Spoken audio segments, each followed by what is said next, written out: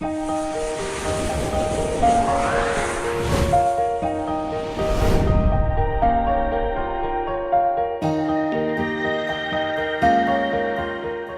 friends, welcome back to the tetrahedron chemistry classes. So guys, in today's class I am going to discuss CSIR NET 2017 problems of organic spectroscopy, and today we will discuss 13 such problems from June as well as from the December CSIR NET 2017 examination. So without wasting too much of time, straight away we start our lecture. So this is your first question, which you can see here. 13C NMR spectrum of DMSO gives a signal at 39.7 ppm as a singlet, triplet, quintet and septet. So you have to select the correct option. So for this question to solve, you must know the structure of the DMSO. DMSO is a universal solvent which is generally used in the NMR spectroscopy as solvent, and which is dimethyl sulfoxide, right? So basically what you can write, sulfur double bond oxygen, and then you can connect it with CD3 CD3, right? Because it is you can see here it is written D6 here, that means it is deuterated. Okay, so that's why I have replaced all the hydrogens with the deuterium. Okay, now if you carefully check this, then you will find this structure is having the plane of symmetry, right through this structure. This is your sigma plane, which is plane of symmetry. Due to plane of symmetry, these 3 deuterium as well as 3 deuteriums, they are equivalent in nature. Okay, and now if you want to solve this particular question, you should know this quantum number for deuterium, right? If you have your deuterium, so for this quantum number is actually 1. Okay, since it is more than half, so this actually is a quadrupolar nuclei. Please remember, all the nuclei which are having greater value of I, right? That means greater than half actually, right? Say in case of the proton, we are having the half value of the proton, but if we have this I value greater than half, then it would be a quadrupolar nuclei. So this deuterium is the quadrupolar nuclei. Okay, and what are their numbers? Numbers are 3, right? Due to the plane of symmetry, as I already told you, due to this plane of symmetry, these two are equivalent, so only 3 such deuteriums are there. So we can write n equals to 3, which are the nuclei. Okay, and now if you want to check the multiplicity, I can write it as multiplicity, and the formula for the multiplicity is 2ni plus 1, where 2 is a constant, 3 is the number of deuterium nuclei, and 1 is the quantum number, which is I, again plus 1. So 2 3s are 6, 1 7, right? So that means 7 total lines are possible. 7 line means you are having the septate. Okay, so the correct answer for this one is option D. So this is how you can solve this particular problem. Now moving to the next problem, what it says that the phosphorus NMR spectrum of 2266N4P4Cl4 NMe2 4 times is expected to show 2 triplets, 2 doublets, 1 doublet, 1 triplet, 1 quartet, 1 doublet. So first of all, you need to understand what actually the question is asking. You see, whenever you see this small bracket, right, whenever this small bracket is there, it representing the decoupling actually. So this phosphorus NMR spectrum is decoupled with the proton. So there is no splitting due to the presence of the protons for this phosphorus, as well as we are not looking for the protons. Okay, so there is no question of the splitting of the protons. So this is the decoupling sign. Please remember this one, right? And if you draw the structure of this particular compound, then you know in the if you read the inorganic chemistry, the special types of the compounds. So there is a special class of compound which is known as the phosphazenes. So this molecule is basically a phosphagene molecule, and this question is quite easy to solve. You need to understand the structure of this particular compound. How we can draw the structure? So you can see, guys, 4 phosphorus are there in that case. Okay, so straightforward you can write 4 phosphorus. 1, 2, 3 and 4. 4 phosphorus are there, so I have written 4 phosphorus, and 4 nitrogens are there. So what you can do, you can straightforward put the 4 nitrogen in between the 2 phosphorus. So you can put these 4 nitrogens, right? Now what you will do then, you will complete the valency of the nitrogen. So you will write a double bond here. It is a single bond, right? If it is a single, then it should be a double bond. If it is double, it should be a single bond. Okay, similarly it is single bond, it is a double bond, it is single, it is double. So this is how you can actually complete the valency, right? Now you left with the you can see here 4 chlorines, right? And along with the 4 chlorines, you are having this dimethyl amine groups, which are again 4 in numbers. So you can put them also. So I can write here NMe2, dimethyl amine, and then I can put my chlorine. So this is chlorine, okay, and again I can write 1 chlorine here. Say both are actually alpha chlorine. In the stereochemistry terminology, you know that this dashed wedge shows the group which is below the plane, which is known as the alpha. So their stereochemistry is the alpha. And then what you can do, you can write here NMe2, dimethylamine. Similarly, you can put dimethylamine here. So guys, straightforward I am writing the structure because I know what is the structure of this particular compound, but you need to know the structure of these of such compounds before solving these problems. So you can put the chlorine here, and then again you can write NMe2 here. So this is the complete structure for this particular compound. Now you can focus here this phosphorus, because you are looking for the phosphorus NMR spectrum, right? This phosphorus, the phosphorus, these two are having the same environment. You see the chlorine below the plane, chlorine below the plane, doubly bonded nitrogen, singly bonded nitrogen, singly bonded nitrogen, right? And NMe2. So these two are the same kind of the phosphorus. So what I can do, I can mark them as phosphorus type 1, and this is again phosphorus type 1. Okay. Now if you check the stereochemistry of the other phosphorus, other 2 phosphorus, then you will find this phosphorus is having chlorine in the plane, right? And I made a mistake. This should be below the plane. Okay, but you see in that case this is here alpha, but here it is in the plane, and this chlorine is the alpha, but here chlorine is in the plane. Similarly, this structure is exactly equivalent to this particular structure. So these 2 phosphorus are also equivalent. What I can do, I can mark them as phosphorus type 2. So I am having only 2 types of the different phosphorus. Okay, and so what you can expect in that case, for phosphorus, the quantum number is actually half. Okay, and then you can calculate for the phosphorus type 1. 31 is the number, atomic number, and the formula is for the multiplicity is quite simple, 2Ni plus 1. Okay, 2. So how many one kind of the phosphorus are there? Only 2 such phosphorus, and spin quantum number is half, then it is plus 1, and that is give you 3. So you'll get a triplet for this phosphorus 1 type. And then you can go for the phosphorus of the second kind. Then again you can apply the same formula, 2Ni plus 1. So 2 into, again 2 types of the phosphorus are there, plus half, multiplied by half plus 1, and again it will give you a 3. So it is a triplet, and earlier one was also a triplet. So you are getting the 2 triplets here, right? So in that case your answer would be 2 triplets. So what you can do, you can mark this 2 triplets as the correct option in that case, right? So this option A actually is the correct option in that case.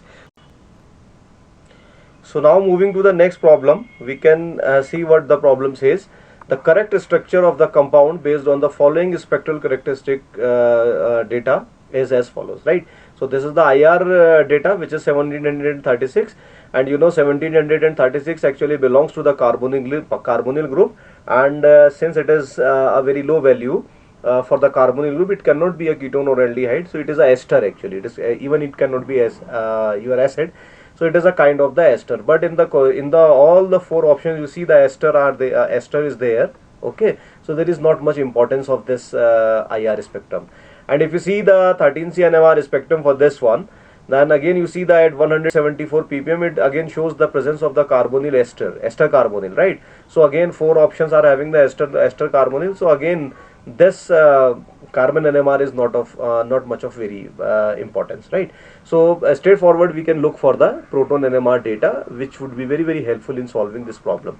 So first of all, you see it is saying that the 3.59 ppm we are having the singlet, and this singlet is a 3 proton singlet, okay? And then we are having the 2 proton triplet, and again the 2 proton triplet, and then we are having the 2 multiplets. So let's check which actually option is the correct option. So how we can how we can solve this question? So I can write this BR here. So I am writing the option A first, okay? So this is OET, which is CH2, and it is your CH3, and here you are having the carbonyl group, right?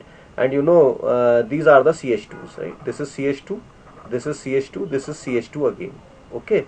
So for this you will get a 3 proton triplet. Why 3 proton triplet for this one? Because in the vicinity you are having the 2 hydrogens here, right? And if you apply the 2ni+1 rule, okay, how you can apply 2ni+1 rule? For multiplicity 2ni+1. So if you are calculating the multiplicity of this this methyl group, so 2 hydrogens are there in the in the vicinity of these 3 hydrogens. So what you can write? N equals to 2 here, right? So you can write 2 multiplied by 2 multiplied by half, because half is the quantum number for this your proton, okay? And then the +1. So 2 and 2 gets cancelled, and 2 ones are 2, it will give you a triplet. So this will give you a 3 proton triplet, okay? And for the same thing, right, for the same region, if you know this formula, this should give a 2 proton quadrate. So I can write here 2 proton quadrate, okay? Since these two are the hydrogens, guys, similarly these two are also the hydrogens, and these two are also the hydrogens, okay? Now very quickly I am going to explain you. These are the 2 hydrogens which are in the vicinity of the 2 hydrogen. So it should give a 2 proton triplet. So for this you are having the 2 proton triplet. For the same reason, this will also give you the 2 proton triplet, okay? Why 2 proton triplet? Because these 2 hydrogens are in the vicinity of these 2 hydrogens, and these 2 center hydrogens are in the vicinity of 2 hydrogens on the left and the 2 hydrogens on the right. So total 4 hydrogens are there, and when 4 hydrogens are there, you apply this particular formula. So this should give you a quintet, okay? So for these two you will have 2 proton quintet. So this option is not looking to give any singlet which is there in the question. So this we can immediately discard. This option A cannot be the answer. You can take the screenshot of this one to understand. I am removing this, okay? And yes, now we will look for the option 2, option B actually, right, whether it is correct or not. So I can write this is oxygen, this is carbonyl again, this is CH3, okay? This is the Br, and these are the 2 hydrogens which I am writing here.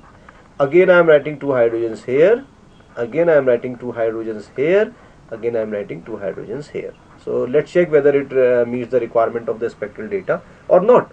So this will obviously give you a 3 proton singlet, and this 3 proton singlet, guys, you can see it is there. So it is a 3 proton singlet. There is no problem in that, okay?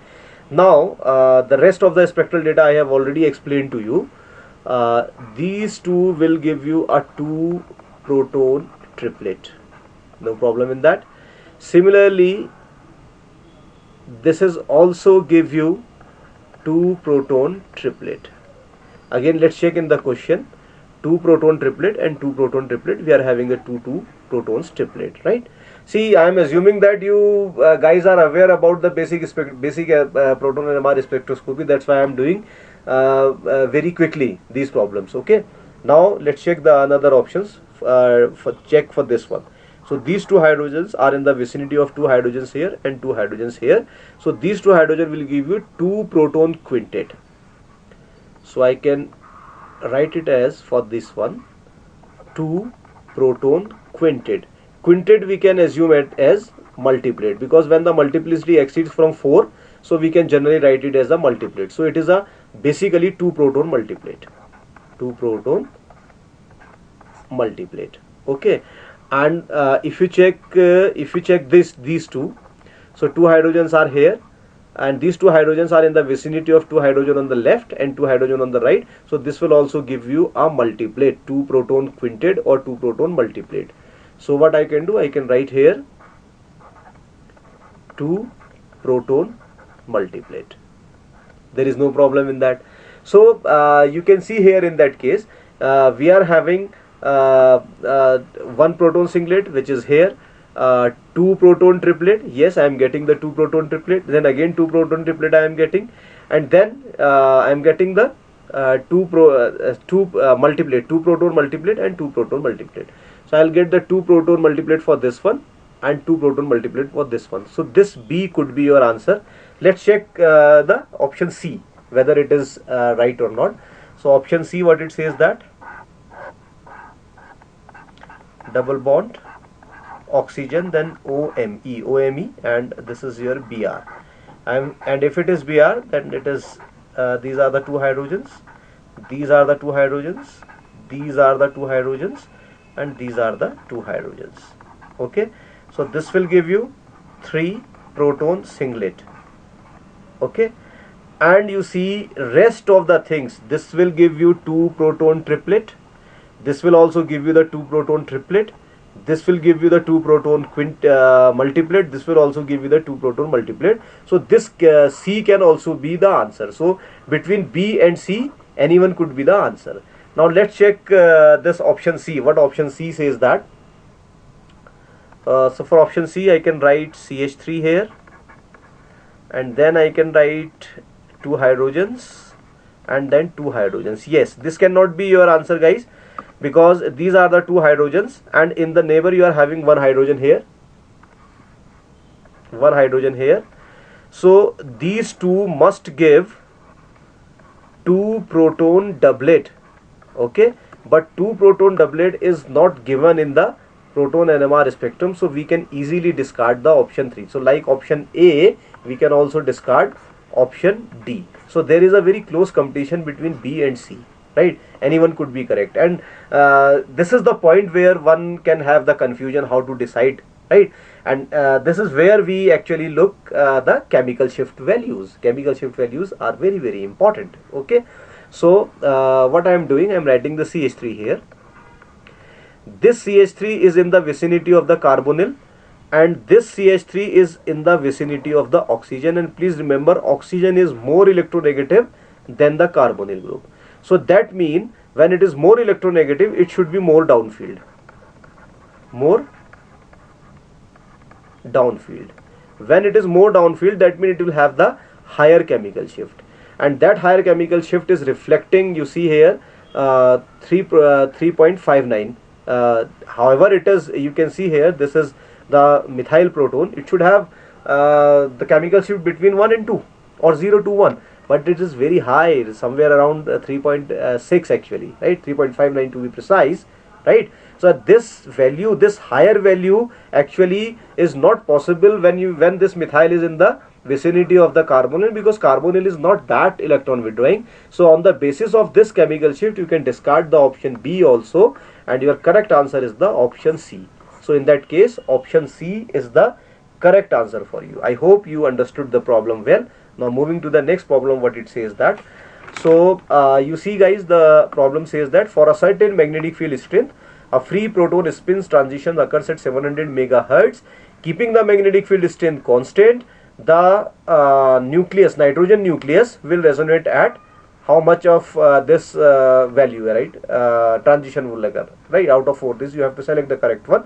And here gyromagnetic ratio of proton, P stands for the proton, guys. Please remember, hydrogen is not there. Don't be confused here, right? It is not phosphorus, it is proton.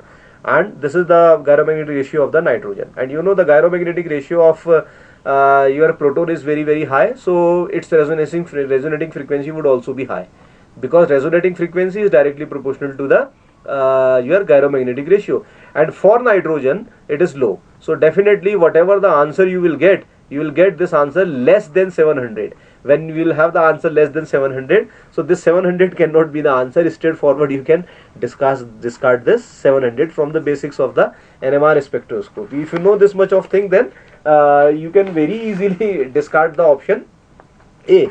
However, I have already solved this kind of the problem in the previous 2 years question papers, but again I am going to explain this one. You know, vibrational frequency, if I can write nu equals to say gamma B naught divided by 2 pi, where gamma is basically, you can write gamma or you can write G actually, gyromagnetic ratio.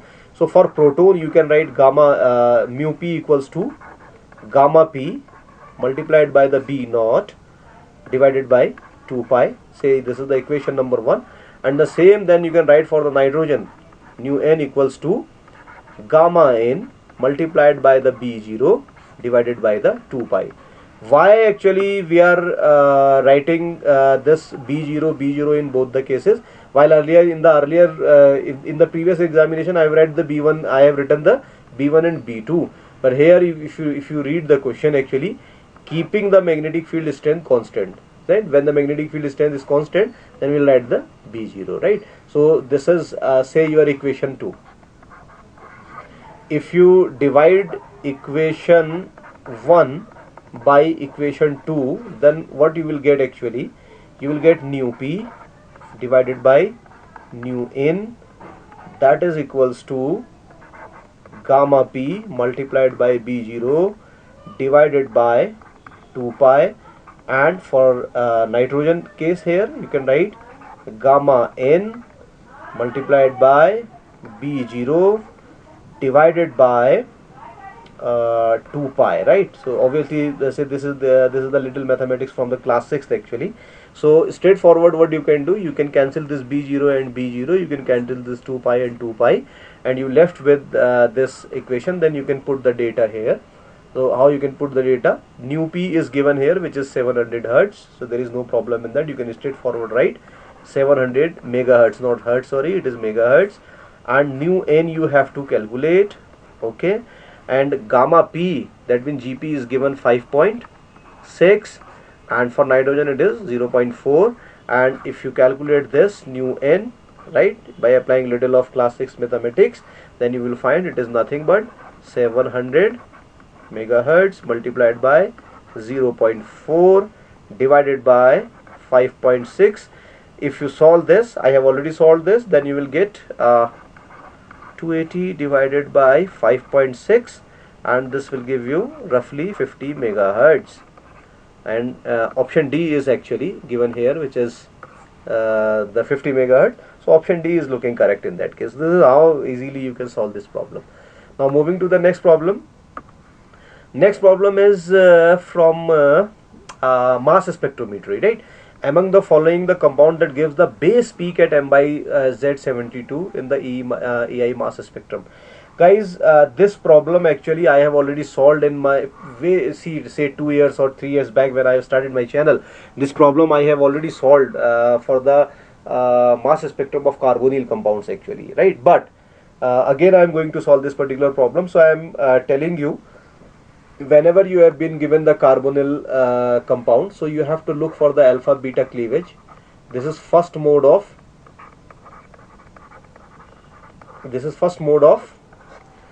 fragmentation in the carbonyl compound, and second, the very important one, which is the McLafferty, and this is McLafferty rearrangement.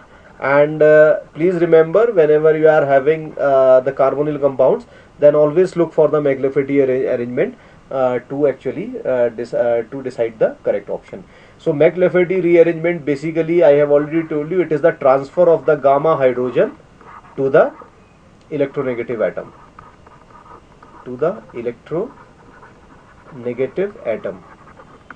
So you have to look for the gamma hydrogens, okay? So first of all, you see the option, this is the this is your carbonyl group, right? This is alpha carbon, this is beta. Similarly, this is alpha, this is beta, this is alpha, this is beta, this is alpha, this is beta. So in that case, no gamma hydrogens, no gamma carbon is there. When your gamma carbon is not there, definitely the gamma hydrogens would also be not there. This is alpha, this is beta on the same ground, this is also beta, this is also beta, this is beta. So when gamma hydrogen is not there, there is no option for this one. Okay, so this cannot be your answer. So what we can do, we can straightforward move to the problem. So I am moving to this option A. So option A is what? Say this is your double bond oxygen, and this is methyl, and this is this one.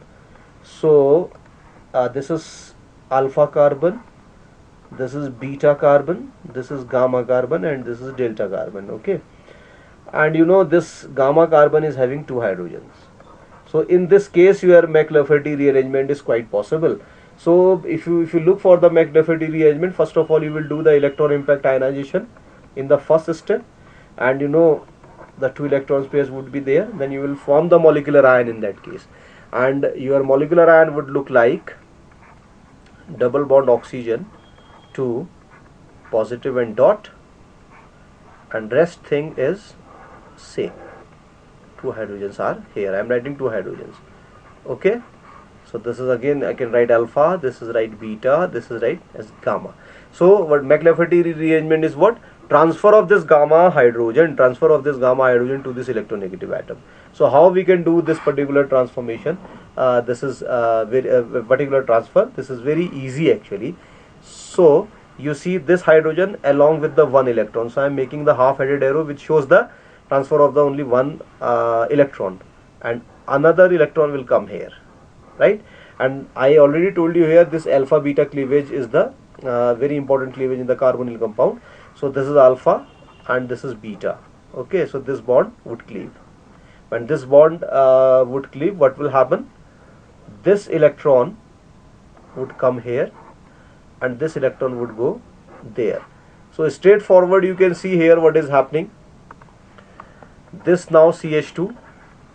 Why CH2? Because 1 hydrogen has moved from here, so this remains as the CH2, and single bond is already there in that case. So you can write the single bonds here and another carbon. And please remember, one electron is coming from here, another electron is coming from here, so the double gets completed. So what you can do, you can write it as double bond, and you know the 2 hydrogens are already there at this particular position. So you can write CH2 here. Okay, and sorry, I made a little mistake. There are not 2 hydrogens because only 2 hydrogens were there and 1 has transferred. So only 1 hydrogen is there, and this is the methyl group which is present here. Okay, so you can write this one. So this is the neutral part. Now what you left with the oxygen plus hydrogen, and similarly what can happen? This electron can go up and this electron can come here. So this is OH. Now this double would become single. This CH3 is there, and this is the double bond, and this is just like 1 methyl here. Okay, in the just like that, and rest thing is quite simple, right? Dot and positive. So you are forming this particular ion. Let's check whether what is the weight of this one. So straightforward, say this is guys CH3 of this one, and this is another CH3, right, which is this one, and 1 hydrogen is there. Only 1 hydrogen is there. Okay, because it is multiple bond. 1, 2, 3 and 4. Now let's check how many carbons are there. Let's check. 1, 2, 3, 4. So 4 carbons are there. You can write 4 carbon, that is 4 into 12, that is 48. So how many hydrogens are there? 3, 3, 6, 7, 8. Only 8 hydrogens are there. Okay, so you can write 8 hydrogens. For 8 hydrogens you can write 8H, that is 1 multiplied by 8, that is 8. And then you are having 1 oxygen. 1 oxygen you are having, and 1 oxygen you will add the 16, I think. Yeah, 16 is the atomic weight. 1 into 16, that is 16. So if you add all of them, then it will make you 8, 8, 16, 16 or 6, that is 22 to 72, right? So this is giving you the M by Z 72. So in this particular option, we can see this option A is looking the very correct option. So since I know this is the correct answer, so I am blindly marking this option A as the correct option.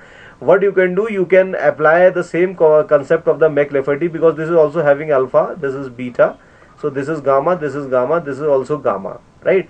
If you apply this one, if you apply the McLafferty rearrangement, so this is your alpha beta, this will also cleave here, and this will get shifted here.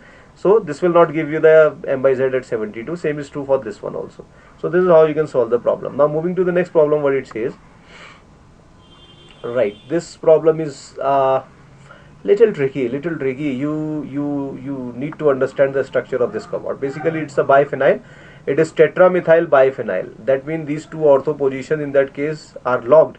And if you check here, this bond is basically the beta bond. If you know the terminology of the stereochemistry, okay, so I am writing this as, very sorry what I have done here. So I can write it as the beta bond. Beta bond, that is towards you, above the plane. And this methyl is alpha. Alpha means below the plane, right? And say this is in the plane. So basically what happened, this ring, this is the ring A, and this is the ring B. Okay, so the ring A and ring B, right? So what I can do, ring A is at 90 degree of ring B. They are perpendicular, right? They are perpendicular, right? So this is in the plane, and this part is coming out, this part is coming back, going back. Okay, so but you see the substitution is of the same kind. When the substitution is of the same kind, then this can happen. This ring can take the orientation of this one, and this ring B can take the orientation of this one. So basically this part and this part, they are the equivalent part. Please remember, there is no need to go for the elements of symmetry, plane of symmetry, as well as all these things. There is no need to go. You simply understand that since the substitution at the ortho positions are of the same kind, so this ring B can take the orientation of A. Ring A can take the orientation of the B. There is no difference between them. So simply you actually go for the different kinds of the carbons are there, right? Because this is proton decoupled carbon. Okay, so how we can solve this problem? Say this is type A, right? This is type B, this is type C, this is type D. A, B, C, D, this is type E, right? And if you want, then you can place the plane of symmetry here. And once you place the plane of symmetry, then this and this, they are equivalent. This is also equivalent. Okay, so they are of the same kind. If this is A, this is also A. Okay, and you see here A, B, C, D, E. So basically what you are looking for, what you are observing here, type A carbon, type B carbon, type C carbon, type D carbon, and type E carbons, right? Only 5 types, A, B, C, D, E. That means 5 kinds of the carbons are there. So for this particular compound, only 5 carbon NMR signal would be there. So correct option is your 5, option A. But for this you need to understand the stereochemistry of the compound. Now moving to the next problem, what it says that, let's check the options. The organic compound that displays the following data is, okay, only a proton NMR spectrum is given, and this proton NMR spectrum, and the trick actually which I generally explain to you quite a few times, this trick will apply here.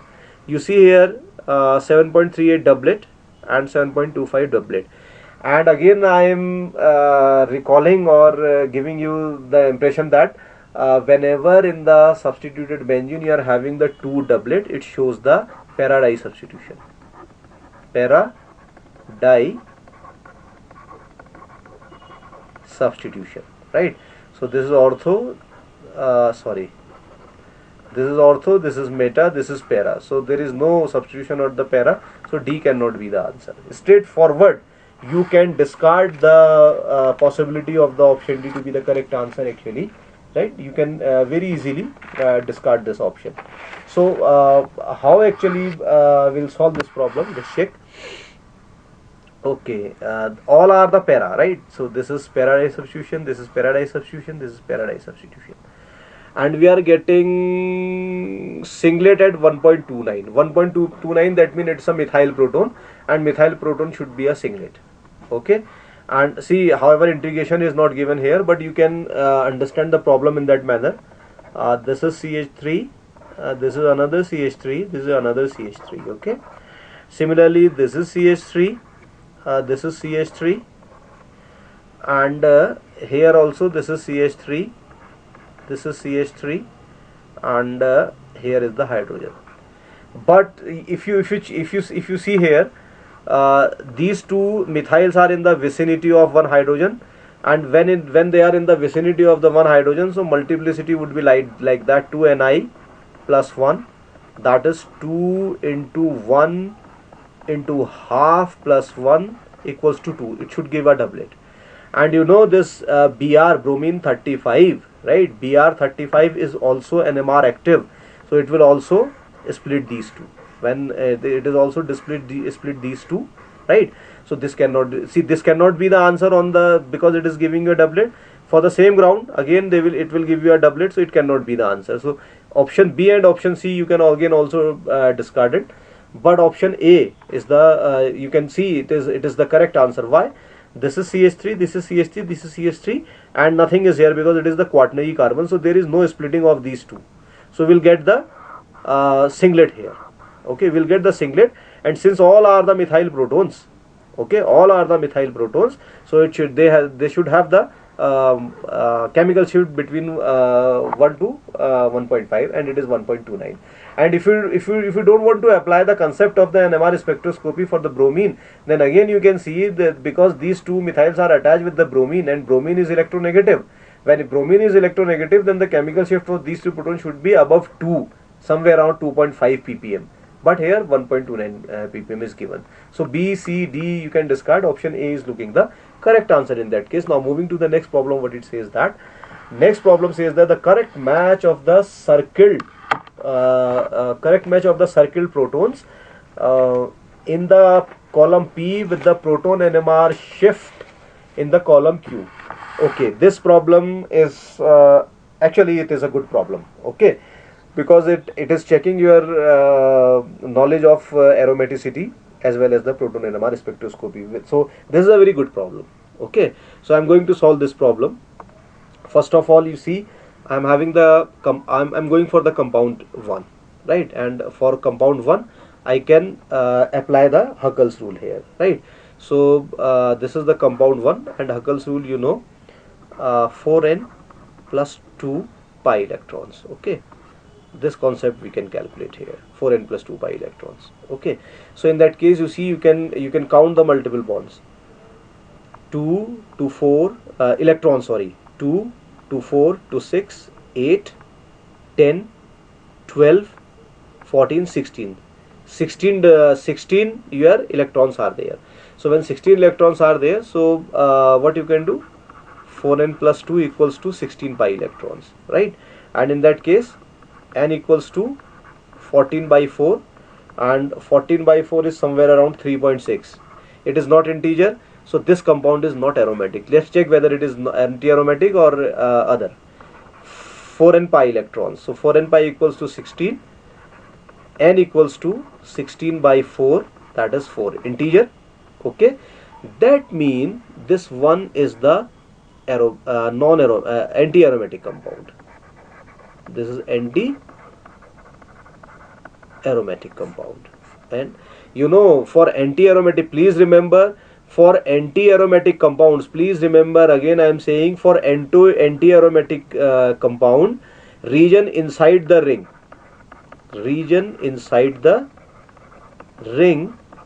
is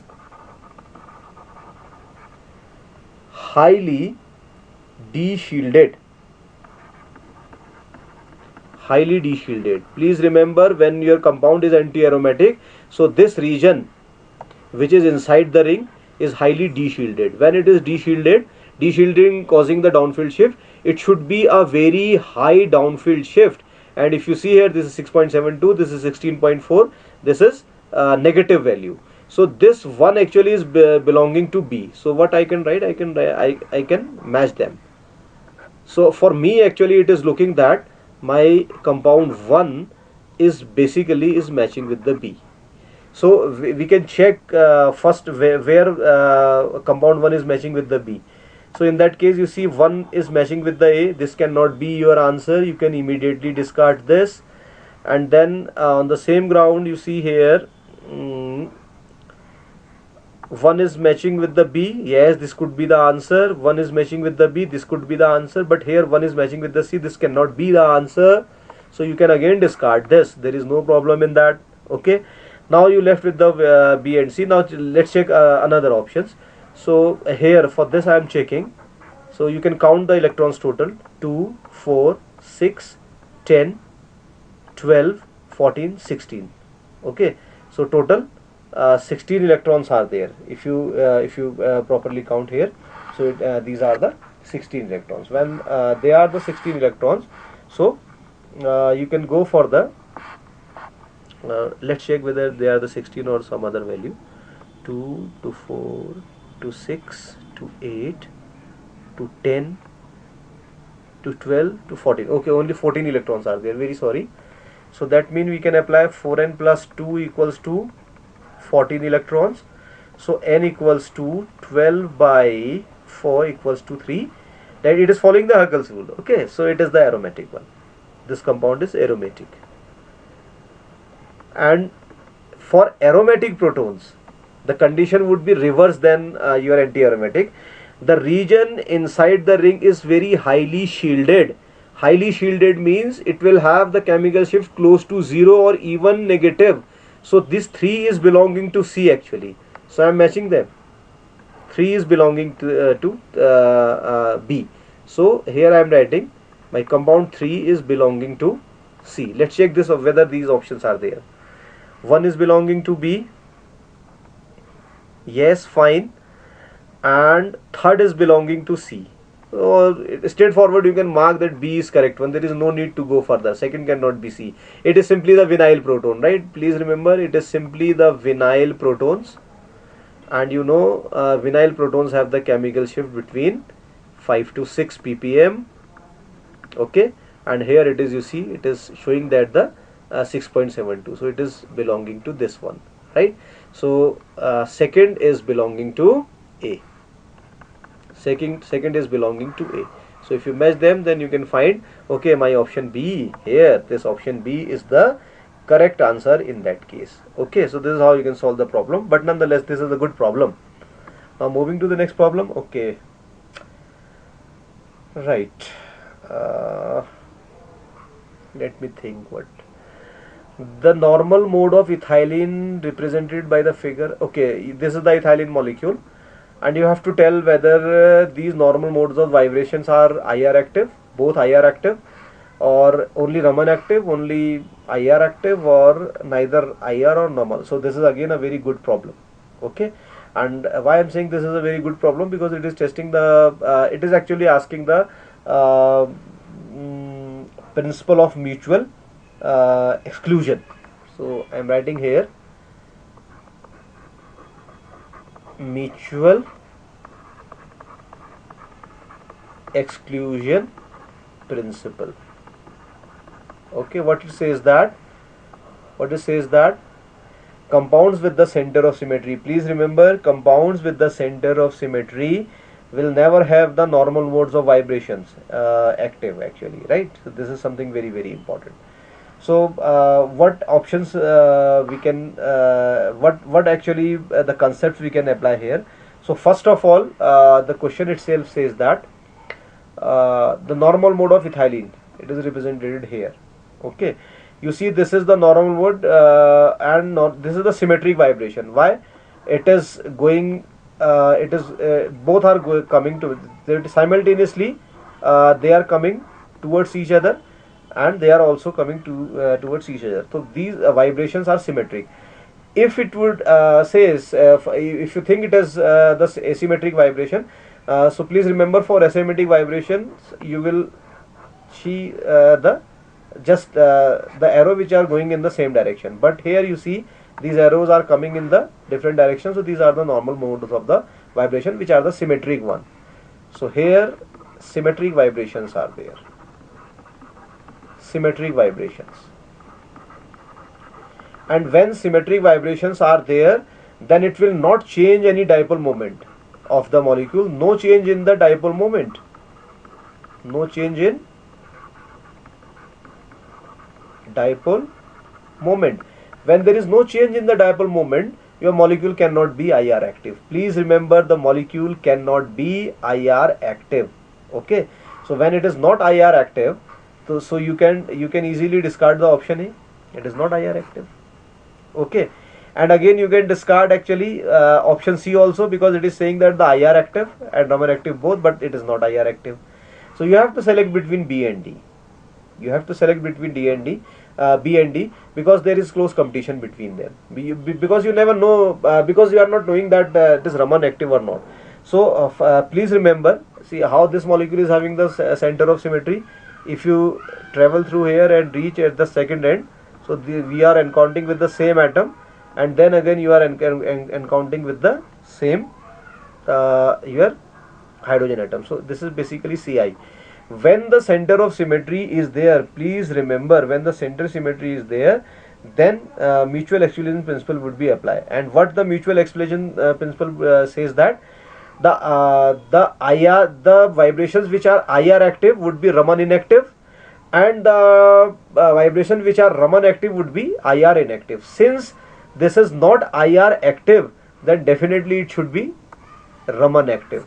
So option B again in that case is the looking correct answer. But for this you have to have the knowledge of your this Raman spectroscopy, and more importantly mutual exclusion principle. You should know the mutual exclusion principle. Now moving to the next problem, what it says that, I hope this is the 13th problem or the last problem.